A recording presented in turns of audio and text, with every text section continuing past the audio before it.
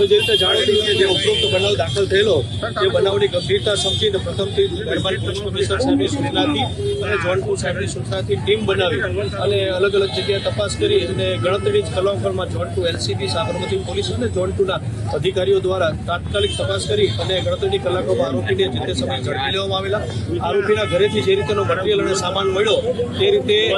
ફરિયાદી સાથે વેર વસૂલાત કરવાના ઈરાદે અને એક ગંભીર પ્રકારની માનસિક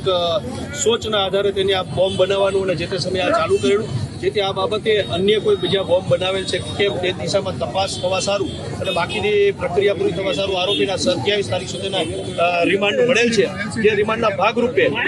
આરોપી ગૌરવ અને રોહન,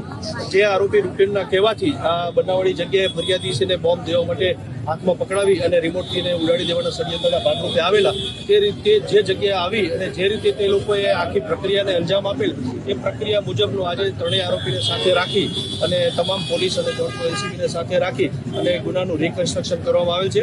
આ આરોપી જે વસ્તુ બતાવેલ છે તેની સાથે પંચનામા વિગતે